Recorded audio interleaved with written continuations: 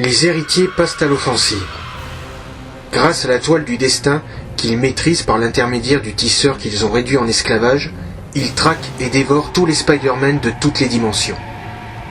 Deimos, en particulier, se rend sur la Terre 982, où May Parker, la fille de Peter Parker, officie en tant que Spider-Girl. Voyant que cette dernière n'est clairement pas en mesure d'affronter le monstre, son père décide de se sacrifier afin qu'elle et son petit frère Benji puissent prendre la fuite. Elle est récupérée par Billy Braddock et le Spider-Man ancien qui l'emmènent dans leur zone sûre. Pendant ce temps, sur la Terre 616, Spider-Man et Silk sont bien occupés à arrêter des braqueurs quand une flopée de Spider-Man débarque pour les avertir que les héritiers déciment leur race et qu'ils ont besoin de Peter pour les diriger, car lui seul est parvenu à vaincre un des leurs, Morlun. Peter accepte et est emmené dans la zone sûre, de même que Silk. Arrivé sur place, Peter retrouve des têtes connues, comme Jessica Drew, alias Spider-Woman, ou encore Kane, alias Scarlet Spider. Il a également la surprise d'y rencontrer d'autres avatars plus surprenants, Spider-Gwen, Ben Reilly, ou encore Spider-Cochon. La Terre 13, où tous les Spider-Man ont trouvé refuge, est sous la protection d'un Peter Parker qui a conservé ses pouvoirs cosmiques, et donc, par conséquent, le seul d'entre eux à pouvoir tenir tête aux héritiers, ce qui contraint ces derniers à ne pas tenter de l'affronter.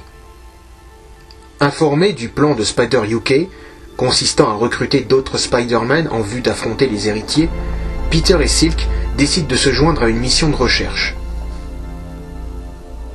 Sur la Terre 1610, où Miles Morales est Spider-Man, ce dernier se recueille sur la tombe de sa mère, aux côtés de Jessica Drew, le clone féminin de Peter Parker, alias Black Widow, quand ils sont soudainement attaqués par Verna et ses chiens de chasse. Ils ne doivent leur salut que par l'intervention de l'équipe du Spider-Man supérieur qui les emmène dans leur repère en 2099. Ils sont rapidement rejoints par l'équipe de Peter, qui est quelque peu décontenancé de retrouver son ennemi, le Docteur Octopus, dans son corps et à la tête d'une armée de tisseurs.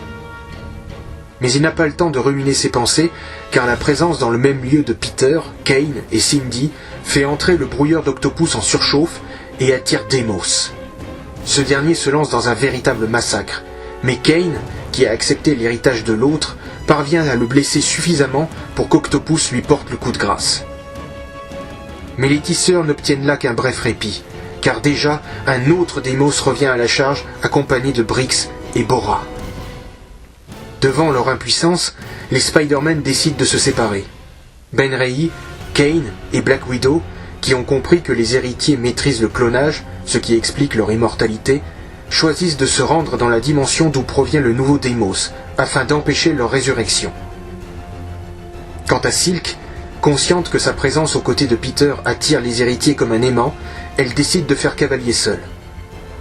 Avant de retourner dans la zone sûre, Peter recueille les dernières paroles du Spider-Man ancien, qui s'avère être un autre Ézéchiel. Ce dernier lui explique qu'il doit à tout prix protéger l'autre, l'enfant et l'épouse. Sinon, la race des araignées cessera d'exister. L'autre, c'est évidemment Kane. L'épouse ne peut être que Cindy Moon. Quant à l'enfant, il s'agit du petit frère de May, Benji. Conscient des enjeux qui reposent sur ses épaules, Peter commence à échafauder un plan. Mais il ne sera viable que si les héritiers deviennent vulnérables. Tous ses espoirs reposent alors sur les Spider-Clones et leur mission suicide. S'ils ne parviennent pas à mettre hors d'état le système de clonage des héritiers, tout est perdu.